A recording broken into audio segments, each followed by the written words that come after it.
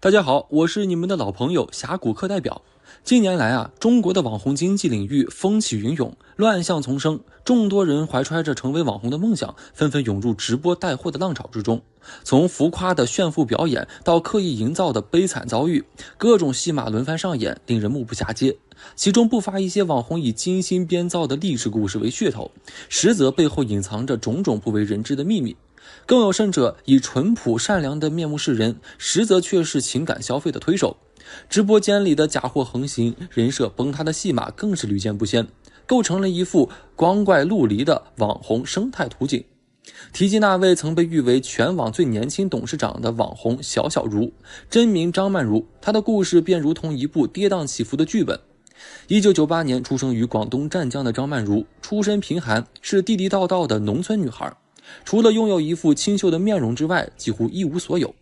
家中兄弟姐妹众多，经济重担全压在了父亲那辆破旧的3轮车上。为了分担家庭压力，年仅13岁的张曼如便辍学打工，踏入了广东佛山一家制衣厂的流水线，每天长达14小时的劳作，只为多挣那100元的加班费。这段经历无疑为他日后的坚韧性格打下了基础。2015年，随着短视频的兴起，17岁的张曼如也紧随潮流，用一部智能手机打开了网络世界的大门。可能是因为13岁就出来从事这个行业吧。起初，他尝试拍摄各种博人眼球的土味视频，但效果平平。直到2018年，一个夏日炎炎的午后，他身着小熊玩偶服，在街头分发传单，汗水浸湿了衣衫，却依旧难掩那份清丽脱俗。这一幕被镜头捕捉，迅速在网络上走红。张曼如凭借努力生活的人设，赢得了无数网友的同情与关注，粉丝量逐渐攀升至100万级别，正式踏入了网红之路。签约网红公司之后，张曼如赚取了人生的第一桶金，并在19岁那年开启了创业之路。她先是开设了服装店，随后又成立了化妆品公司施如雅，并在线下开设实体店，事业蒸蒸日上。同年，他还创立了微商品牌美迪智，一时间风光无限，仿佛真的走上了人生巅峰。21岁购得了法拉利，22岁又添置劳斯莱斯古斯特，并声称在广州全款购置了7套房产。这一系列炫富行为更是将他推向了舆论的风口浪尖。然而，光鲜亮丽的背后却是谎言编织的泡沫。张曼如自诩身价78亿，这一数字在2020年的胡润全球白手起家女富豪榜上足以撼动众多的商界巨擘，包括卡戴珊家族的金小妹和格力电器的董明珠。但如此夸张的言论显然难以服众，很快便有人开始质疑其真实性。随着质疑声四起，张曼如的微商帝国开始显露其真面目。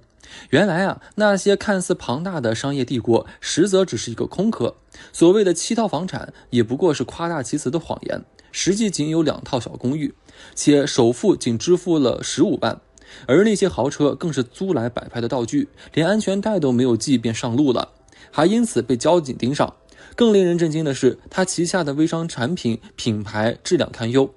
多位加盟商在发现问题之后要求退款，却遭到拒绝，甚至有人因此遭受到了严重的经济损失。面对舆论的压力，张曼如并未选择正面回应，而是继续以卖惨的方式博取同情，企图逃避责任。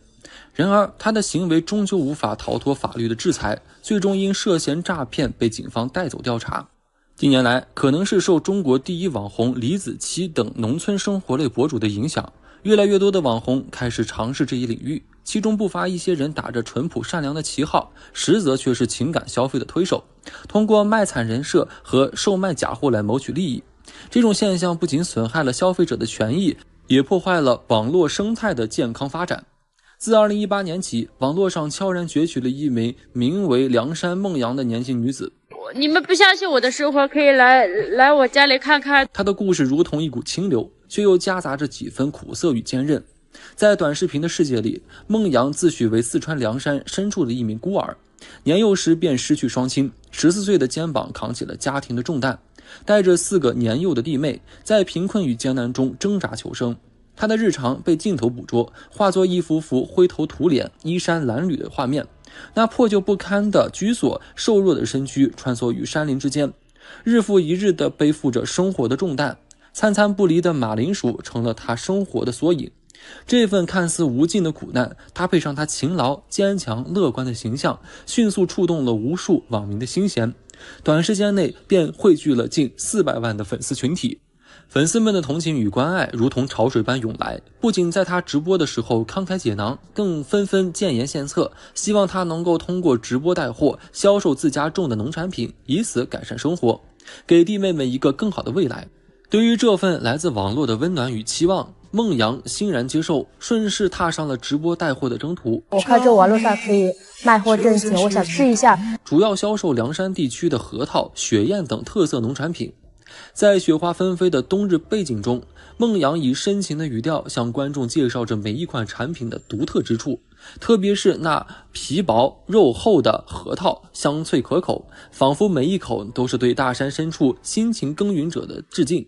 他的话语中充满了对家乡的热爱与自豪，也巧妙地融入了你的支持就是对他们的最大帮助这样的情感纽带，让许多观众为之动容，纷纷下单购买。直播间内人气爆棚，凉山地区的带货榜上，孟阳的名字常常高居榜首，产品迅速售罄。据估算，仅凭此，他每月的收入便可以达到数十万元之巨。然而好景不长，随着孟阳直播次数的增加，一个令人尴尬的现象逐渐浮现。尽管收入不菲，他的生活状态却似乎并未因此改善，依旧是那副衣衫褴褛的模样，不断重复着悲惨的身世故事。这不禁让人心生疑虑，如同狼来了的故事再次上演，观众们的信任开始动摇。终于有人按耐不住好奇心，亲自前往凉山探寻真相。这一探竟然揭开了孟阳背后的重重迷雾。原来啊，这位看似贫困无助的女子，实则家境殷实，住在山脚下，有车有房，与短片中的土砖房毫无关联。更令人震惊的是，她的父母健在且年轻，弟弟妹妹也是她花钱雇来的演员，而那只价值不菲的手表更是她私下生活的真实写照。更甚者，她早已成家立业，孩子都已经5岁，日常出入高档场所，衣着光鲜，与直播中的形象判若两人。面对如潮水般的质疑，孟阳虽然辩解自己并未卖惨，直播中的一切皆是事实，但那些被揭露的谎言与欺骗已让他的辩解显得苍白无力。更有甚者，他所售卖的农产品被爆出并非凉山本土出产，而是从外地低价采购的山寨货，贴上大凉山的标签，高价兜售给信任他的粉丝。这一行为彻底激怒了众人，要求他退还打赏款项的呼声此起彼伏。2023年5月，凉山公安机关的一纸通报彻底揭开了这场网络骗局的真相。原来这一切都是一场精心策划的骗局，由某经纪公司幕后操作，通过悲惨身世、雇佣演员摆拍等方式打造虚假人设，再以助农为噱头进行直播带货，非法谋取暴利。根据统计，该团伙销售额超过3000万元，并非法获利超过1000万。而凉山孟阳作为这场骗局中的关键一环，最终也难逃法律的制裁，被判刑11个月，并处罚金8万元。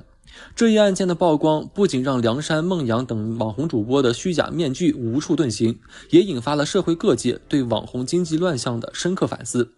凉山州相关部门迅速行动，开展了一系列自媒体乱象整治行动，严厉打击虚假助农、恶意炒作等行为，共处置违规账号457个，永久关闭了包括凉山孟阳在内的多个问题账号，查封涉案公司14家，有效净化了网络环境。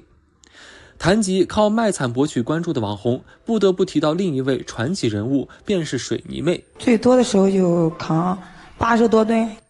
她的故事或许更加离奇，也更加令人唏嘘。在网络的另一端，她以弱女子的形象肩扛水泥袋，满身灰尘，却自称为家庭重担所迫，不得不从事这份重体力劳动。然而真相往往隐藏在光鲜亮丽的表象之下，水泥妹的故事最终也被揭露为一场精心策划的骗局。2017年，短视频的风潮刚刚席卷而来，一位在工地上奋力搬运水泥的女孩悄然间成为了网络上的焦点。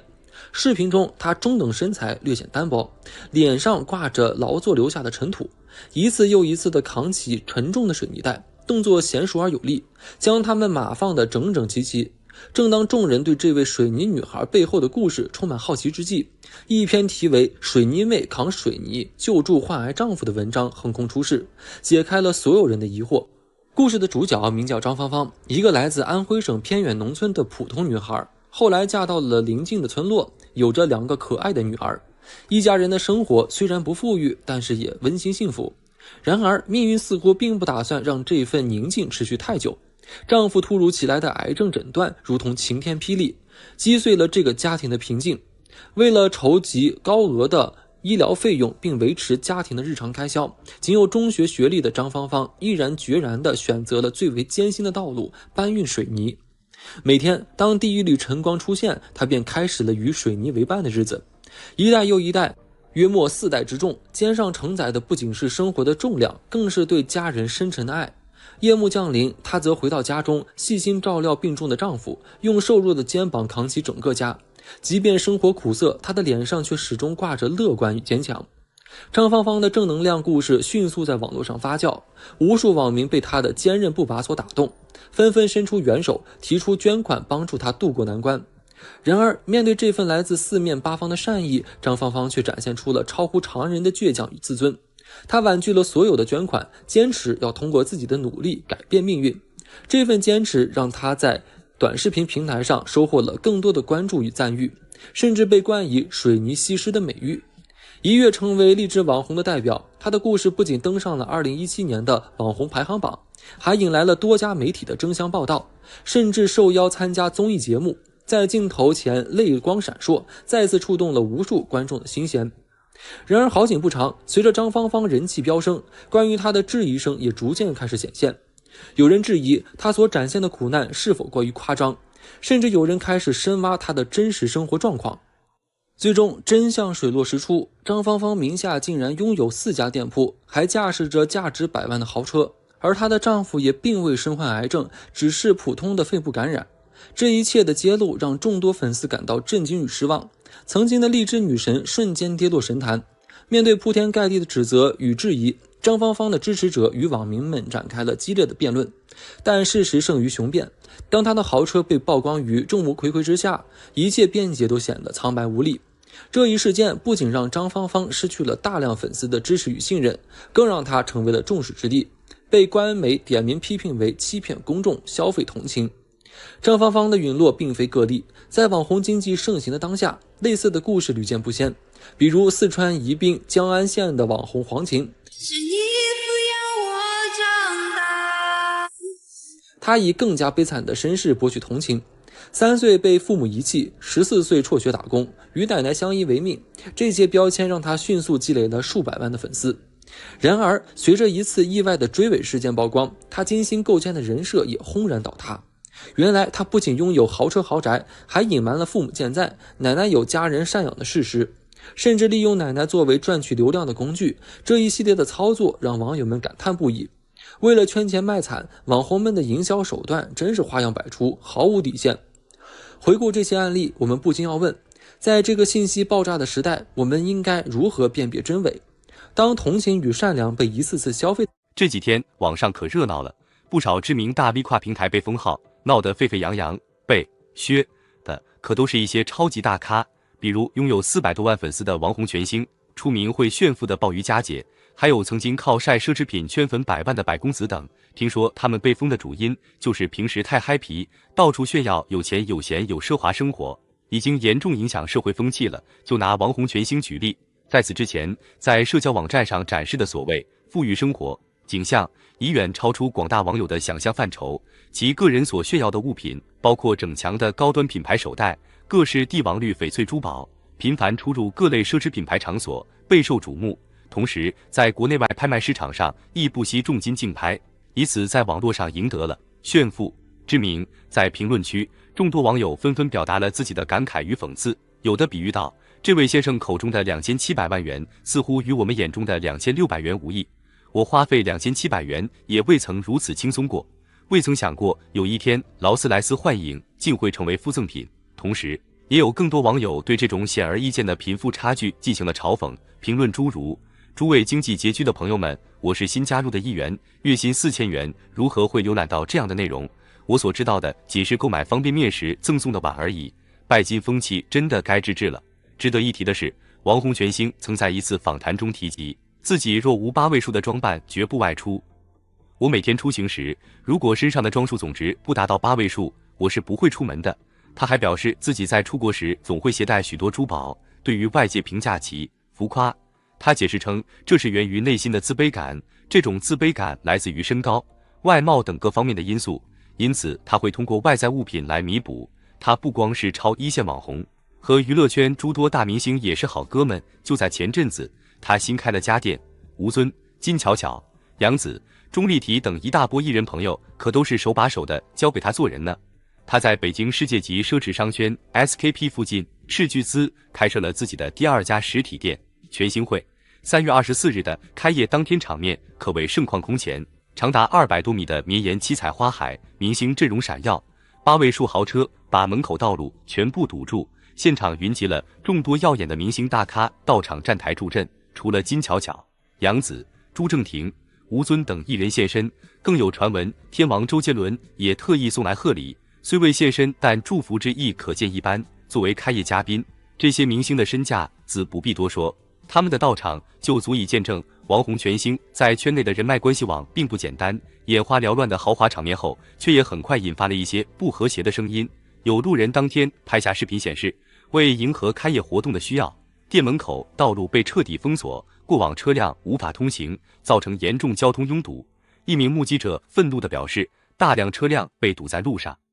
场面一度混乱不堪。很快就有网友将这一情况举报至当地交通执法部门，质疑王红全星开业活动是否事先有经过合法的规划报备审批程序，擅自占用公共道路，影响他人正常出行，涉嫌违法违规操作。该举报消息很快在网上流传开来，引发众多网友谴责之声，纷纷斥责王红全星胆子太肥，太没常识了。关于店铺开业期间发生的占路违规一事，王红全星方面目前尚未做出回应和解释。不过，从事件本身来看，发生这一状况可能有以下几种原因：一是单纯的疏忽大意，开业活动规模如此之大，现场人员混乱失控，疏于对道路的合理管控，才导致一度陷入失序状态；二是蓄意炒作刷流量，作为网红利用舆论营销，哗众取宠的做法早已屡见不鲜，难保不是王红全星团队刻意制造的一场闹剧，来博取曝光眼球；三是态度傲慢狂妄自大。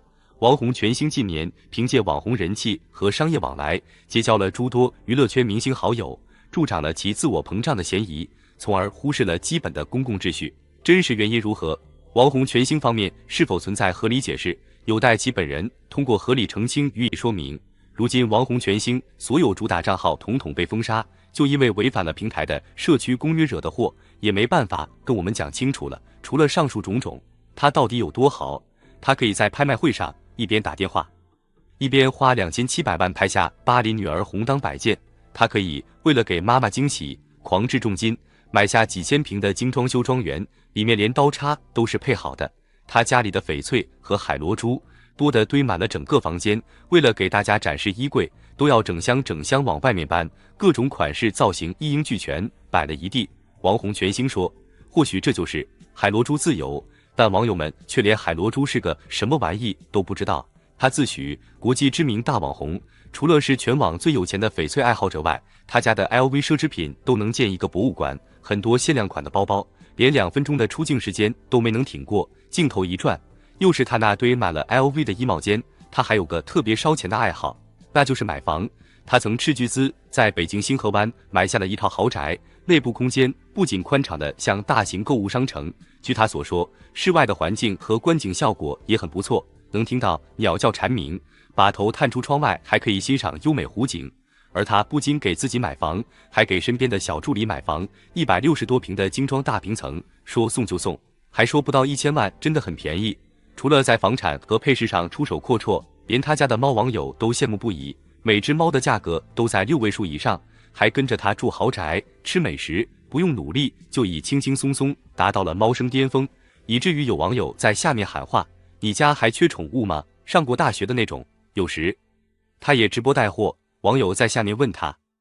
为啥不签约公司，就这个问题，他嘴角还笑着说：“公司都还没我有钱，你说我签他干啥呢？”短短的一句话，隔空打脸了人间富贵花白公子。如果说白公子是因为炫富博眼球炒作人设，而王红全星就是妥妥地烧钱如流。当然他也有平民和接地气的一面，他曾专门发了一期视频，教大家该怎么分辨翡翠的好坏，怎么去判断翡翠的保值程度。只可惜他想多了，很多人连买块假翡翠都不敢买它这么大的分量，哪有闲心去考虑这翡翠的好坏呢？不仅如此，他还分享了自己多年的买房经历，想教大家如何才能买到理想房。可网友们却一个字都听不进去，直呼别教大家怎么选户型、选楼层了，直接教大家下辈子如何投个好胎吧。虽然王洪全兴的走红并不是靠单纯的炫富，网友们喜欢他也多是逗逼的日常和整蛊的性格，但从另一方面来说，他的多金人设和奢靡的生活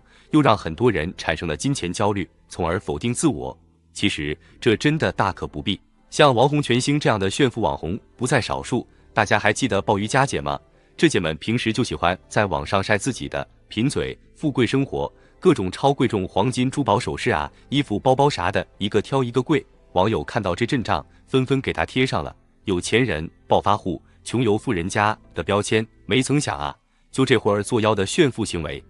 直接让他的所有账号都被封杀了。再说说百公子这老哥，他堪称是网上炫富一哥。曾经他一手包包就要上百万软妹币，更是常常在线分享自己的100万级奢侈消费单。所以当他账号被禁的消息传出时，大伙儿都不怎么意外，因为这哥们的做派实在太会引人羡慕嫉妒恨了。白冰和加之派这两位目前还风光无限，暂未被波及，但是白冰生活的点点滴滴，比如吃喝玩乐，都散发着一股子金钱的味道，网友们看了就来气，都说他彻底忘乎所以，与普通人的生活完全两个世界了。加之派这哥们可是馋嘴的一把好手，天天就知道在网上晒自己吃的那些贵到爆的海鲜大餐，帝王蟹、智利红虾、黄大鲍鱼啥的，一口气就是几千块的阔气消费。看着他慢悠悠地包着一只只饱满的虾仁，有钱人的享受就是与众不同。加之派这副生猛吃货的嘴脸，确实也惹恼不少人，被质疑在炫富金钱。